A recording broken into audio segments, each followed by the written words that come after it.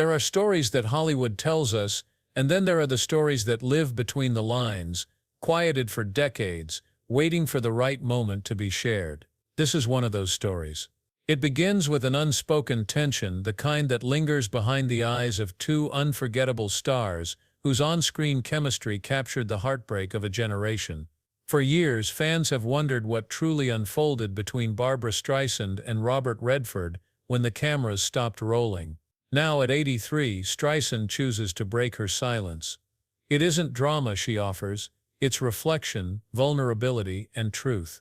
To understand what makes this moment so poignant, we have to rewind the clock, tracing the path of a girl from Brooklyn who redefined fame, who refused to change to fit anyone's mold. Barbra Streisand, born Barbara Joan Streisand in 1942, did not stumble into stardom. She clawed her way into it. Misunderstood by her peers, rejected for her appearance, and driven by a voice that lived far beyond the confines of a high school choir, Streisand always knew she was meant for more. She wasn't shaped by Hollywood. She arrived with her own shape and made the industry bend around her. By the age of 22, she had already proven herself a Broadway darling. Her performance in Funny Girl didn't just showcase a voice, it announced a force. Audiences didn't just applaud, they leaned in, they listened. Her delivery wasn't technically perfect, it was emotionally devastating. Even then, Streisand understood something rare, that imperfection carried more power than polish ever could. But Barbra was never content with being just a singer, or even just an actress. She was a storyteller, and in every note she hit, every role she accepted, she wasn't acting, she was channeling. Her decision to move into film wasn't about chasing fame, it was about owning the narrative. And then came The Way We Were. Released in 1973, the film became an instant classic, not just because of the plot, or the aesthetics, or the writing, but because of them. Streisand and Redford didn't fake chemistry, they embodied it. The Way We Were is often remembered for its aching score, its impossible love story, and Streisand's piercing final look as she brushes Harry's hair away from his face, decades after their parting. But what truly stuck in the hearts of millions was not what was said, but what was unstated. The tension, the silence, the space. For 5 decades, Streisand kept her thoughts about Redford relatively guarded, handling interviews with grace and discretion. He was her co-star, a friend, a collaborator, nothing more. And yet, decades of speculation never truly faded. The lingering question remained, what was happening behind the scenes of one of the most emotionally layered romantic films in Hollywood history? Why was their connection so powerful? And now, in a rare moment of unfiltered openness, Streisand begins to speak, not from the standpoint of nostalgia, but clarity. At 83, she has nothing left to prove. She speaks without an audience in mind, without a spotlight hanging above her. She speaks as a woman at peace with her story, yet still haunted, in a tender way, by a presence that once stood on the other side of the frame. Robert, she says softly, as if speaking to him across time, was the kind of man who didn't need to say much. He just was. That's where her story begins, not in the glamour of the red carpet, or the applause echoing through sold-out concert halls, but in the quiet moments in between. In the stillness, in the off-camera pauses when two artists tried not to blur reality into fiction, but couldn't always help it. Streisand's words now feel less like a confession and more like a release, decades in the making. I spent years wondering if I'd imagined the whole thing, she admits. But I didn't. We lived inside that story for a while, me and him, Harry and Katie, yes, but also Bob and Barbra. She doesn't go where the tabloids desperately wanted her to. Instead, she goes deeper. She talks about what it meant to play opposite someone who held his power so quietly, so respectfully, and how that presence affected her, both as an actress and as a person. He wasn't trying to outshine me, he gave me room. He let me be messy, emotional, real. That's what made the performance work. Streisand pauses, then adds, we were different in every way, and that's why it mattered. And in those few words, the curtain finally lifts, not exposing scandal, but something more poignant, something that defines great art. Two imperfect people, trying to do something true, in front of a camera that captured more than anyone could articulate at the time. There's something complex about real chemistry. It can't be rehearsed, and it refuses to stay neatly inside the lines of a script. Barbra Streisand has always known this. In her reflections about The Way We Were, she doesn't just speak about her performance, she speaks about his, with a kind of reverence that exposes just how much the experience stayed with her. Redford had this golden quiet to him, she reflects. Where I was emotional, expressive, he was contained. He pulled you in because he didn't try to be magnetic, he just was. This isn't the kind of praise that comes from a generic co-star story. Streisand's voice, her words, these are fragmented admissions, stitched together with memory, and maybe, still, a trace of wonder. She acknowledges their differences not as a barrier, but as the secret ingredient to their on-screen magic. That contrast, deliberate, elegant, emotional, wasn't just in the characters, it was in them. The Way We Were was filmed over the course of several emotionally demanding months. The script called for vulnerability, brokenness, passion, and unspoken longing, things that can't be faked. And as Streisand now shares, she didn't always have to act. There were days, she says with a wistful smile, when I'd forget where Katie ended, and where I began. And sometimes, I couldn't tell if Bob was acting either. We were both immersed, lost in a good way. She's careful, always careful, to distinguish between what is personal and what is performance, but in the spaces between her sentences, the honesty leaks through. There wasn't an affair, there wasn't some hidden tabloid-ready romance, but there was a connection, quiet and powerful, that lingered long after filming ended. As Streisand recounts Redford's presence, she often uses words like tether, anchor, and stillness. In a world where fame whirls like a hurricane, and emotions are currency, Streisand found in Redford a kind of center. He didn't just give her space to shine, he grounded her in a way few others ever have. He taught me how to listen, she confesses, not just to the words, but to the silences, to the pauses in energy. That was something I always struggled with, because my instinct has always been to fill, to talk, to explain, to carry the weight of the moment. But Redford did the opposite. He let moments breathe. He made silence speak, and it changed her. It's no coincidence that The Way We Were has remained one of the most rewatched romantic films of all time, even though it doesn't end happily. In fact, that's why it endures. It told a truth that Hollywood so often avoids. Sometimes love isn't enough. Sometimes, the timing is wrong. Sometimes, the people who set your soul on fire aren't the ones meant to walk with you for life. In many ways, Streisand muses, that film was autobiographical, not because the details mirrored my life exactly. They didn't, but because it forced me to ask the same questions Katie grappled with. Who am I when I'm not being strong? Am I lovable when I'm difficult? Do I have to shrink in order to be held? She didn't have those answers then. She spent decades searching for them. What makes Streisand's reflections so affecting isn't the romance, it's how gently she unpacks the emotional intelligence of that experience. She doesn't speak in absolutes. She speaks in tone, in nuance, in afterglows and echoes. Her memories don't sound rehearsed. They feel lived in, like pages from a journal she rarely opens, not because she's hiding anything, but because some memories are simply too sacred to exploit. There's a tone in her voice now, a softness that suggests time has done its work. She's not processing pain, she's carrying meaning. Bob never needed the last word, she says with a chuckle, and I always did. She laughs, but it's not a punchline, it's an admission, a moment of clarity. It's also part of what made their screen partnership so believable. He absorbed, she expressed. He steadied, she surged.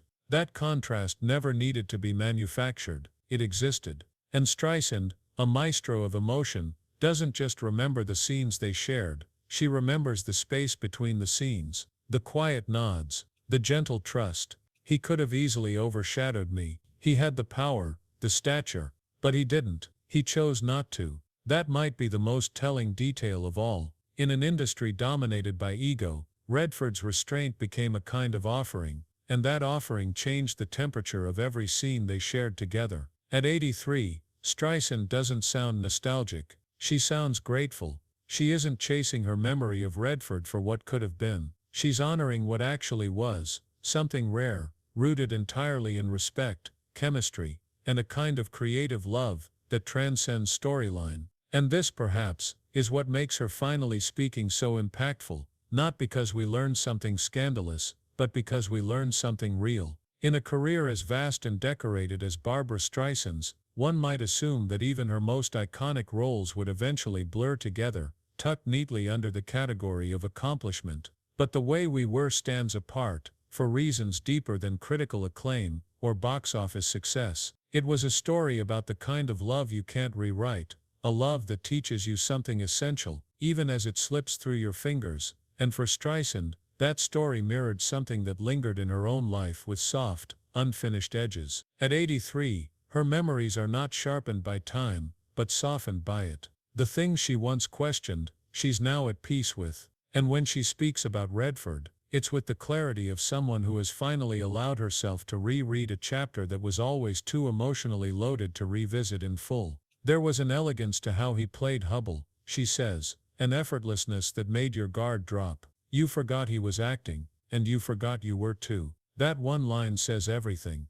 Barbra Streisand has always had a presence on screen that feels larger than life. Off camera, she's been fiercely private, even cautious, an instinct shaped by years of unwanted scrutiny and headlines that turned her emotions into entertainment. But acting alongside Redford, something changed. There was no need to prove anything. His presence allowed her to trust the stillness, the subtext, the unsaid. In a way, he made space for her truth to breathe. He never filled the air with unnecessary things, she explains. He let the awkwardness exist. And that's what real emotion is, not knowing what to say, but feeling everything all at once. And wasn't that exactly what The Way We Were was about? Two people whose love ran deeper than their ability to make it last. Katie and Hubble were mismatched in all the classic ways, fire and earth, intensity and calm, radical and refined. But the resonance came from knowing they truly saw each other, even when they didn't understand each other. Streisand laughs quietly when asked if she and Redford ever talked about the film's emotional weight during production. No, she says. We didn't need to. We felt it. That was enough. It's easy to romanticize that kind of connection, especially when it plays out on a screen as beautifully as theirs did.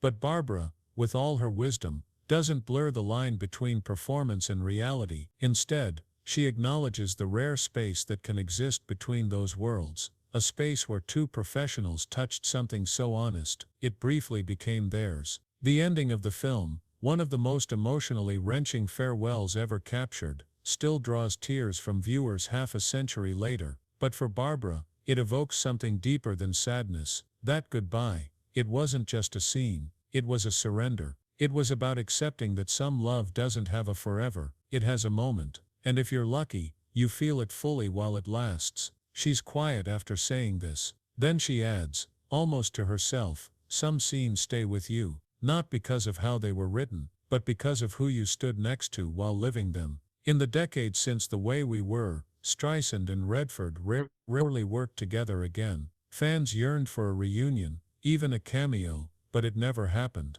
Not because of bitterness or distance, but because some stories aren't meant to be repeated. They're meant to exist in purity, untouched as time moves forward. We never tried to chase it again, Streisand says, and that was the right choice. We left it where it belonged. There's immense power in that, a kind of artistic restraint that mirrors Redford's own ethos. In an age of sequels and remakes, The Way We Were remains suspended in its original form, untouched. Perhaps because, as Barbra now reveals, there was simply nothing more to say. They said it all with their eyes, through silences, through the almosts and the unfinished thoughts. What's striking is how Streisand, a woman known for perfectionism and control over her craft, reflects now not on technicalities, but on energy, on emotional tethering. He brought truth to the room just by being in it, she says. There was no posturing, no ego, just presence. And that, she admits, is what she's carried with her all these years.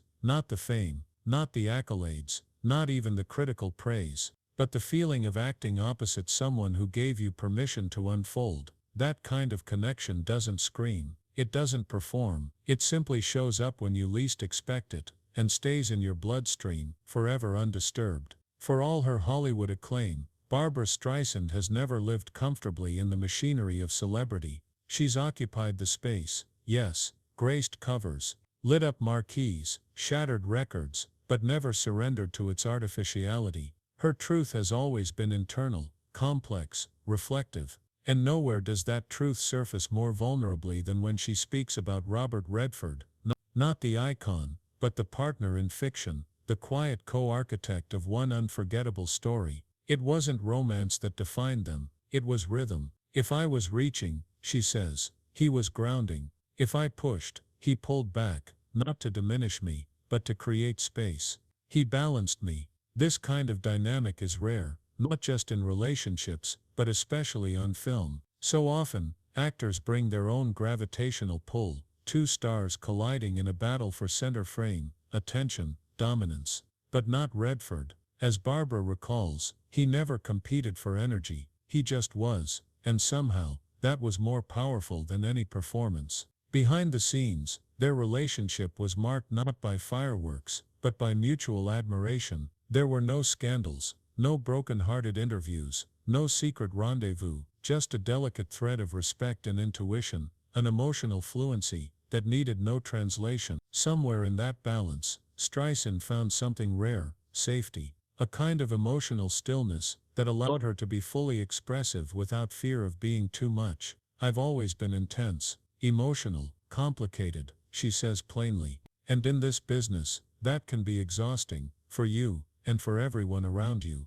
But Bob never made me feel like I had to dial it down. He met me, even when his energy was quieter. It was never dismissive, he absorbed. Contrast framing becomes essential here. Redford, the embodiment of understated masculinity, and Streisand, the raw nerve and fire. Together, they didn't just play lovers, they balanced archetypes. She gave voice to the parts of women rarely seen on screen, without being punished, outspoken, brilliant, idealistic. And he stood beside her, not to tame her, but to make room for her. That, she says, was everything. The film's most iconic moments are also its most restrained. The brushing of his hair, the tear-tinged smile, the repeated phrase, "Your girl is lovely, Hubble." These lines have imprinted themselves onto culture, not because they're dazzling, but because they're devastatingly easy to understand. They speak to lost chances, to almost love, to timing that never aligns. And to hear Streisand speak today, it's clear the ache of it isn't manufactured, not entirely. I've always loved difficult love stories, she says, because they're honest. The world wants fairy tales. But real love, the kind that changes you, rarely ends with a perfect bow. She's not talking about her personal relationships, not outright, but her voice hovers near something personal. When she married James Brolin years later, it felt like a soft landing, a settled warmth after decades of navigating fame and solitude. And she doesn't conflate that deep enduring relationship with what existed between her and Redford on screen, because she knows, both served different purposes. One was a life partnership, the other, a moment captured in time. Bob and I, we didn't need to keep it going beyond that film, she states with certainty. Because what we did, what we created, was complete, untouched. There's dignity in that choice, in letting something love only where it belongs.